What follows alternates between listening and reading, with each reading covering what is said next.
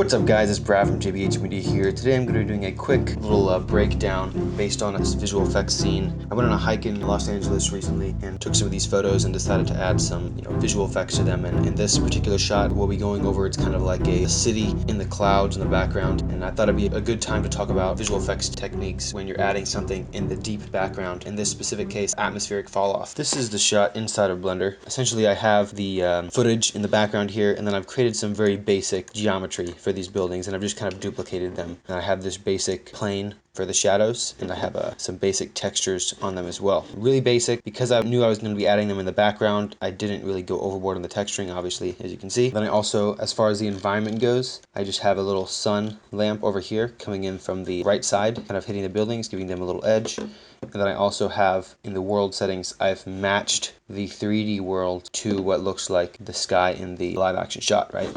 So this looks like this. It's very important to try to match your 3D environment to the live action shot. So I rendered this basic pass out of these buildings, and then I went into After Effects for some compositing. So here we are in After Effects. This is our final composite of everything. As you can see, looks quite a bit different from the 3D world, and that's because I've added all these layers of atmosphere and desaturation and whatnot. But let's get started here. I'll start from the very beginning. When compositing this shot, for the longest time I couldn't figure out what was wrong with it. And this is the original output from Blender.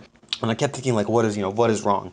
I kept tweaking it, trying to figure out what was wrong, trying to match it to the footage, and I couldn't really get my mind around it. I had my roommate take a look at it, who's a storyboard artist, and he reminded me of two very important things that you should think about when you're adding things off in the distance. And those two things are contrast and saturation. So pretty much when you're adding things in the distance, you need to overlay what's called atmospheric fall off. So if I go to Google Images here, and I pulled up some things here, you can look at some landscape photos. A good example is this one right here.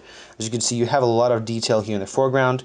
As things get further off into the distance, a little bit less detailed here from the atmosphere or fog, whatever you want to call it. And there's another example here. Once again, we have nice clarity in the foreground. In the background, we have some decrease in contrast, along with some decrease in saturation.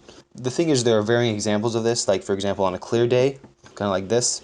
Obviously you don't get as much of it. When you do these kind of effects, you need to look at your live action footage. And in this case, if you look at the environment, you can see that this is Los Angeles, there's pollution, there are lots of clouds. In this specific example, you're going to get that atmospheric fall off pretty heavily. So first thing I did, once I added my buildings in here, is I added a little brightness and contrast effect. And what I did is I decreased the contrast and I reduced the brightness slightly as well. And all of a sudden now we're already getting a little bit better here. The second thing I did was decrease the saturation, and once again getting a little bit better.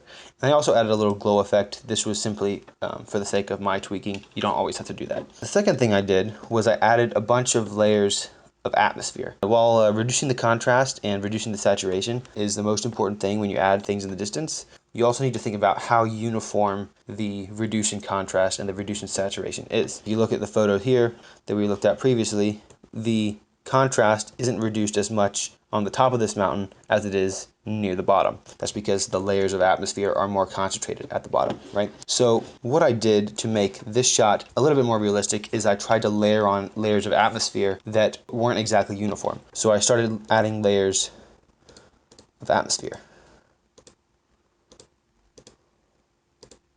And essentially, if you just select these layers, just the atmosphere layers themselves, we got something like this.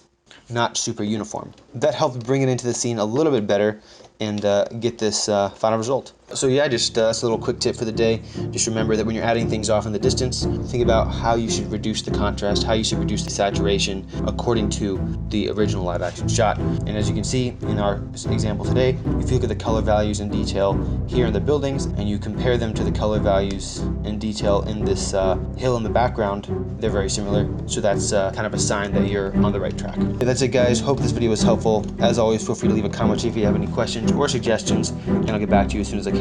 The JBHMEDIA Facebook page is in the description below if you want to like it there to get the latest updates. Feel free to do so. And yeah, I'll see you guys next time.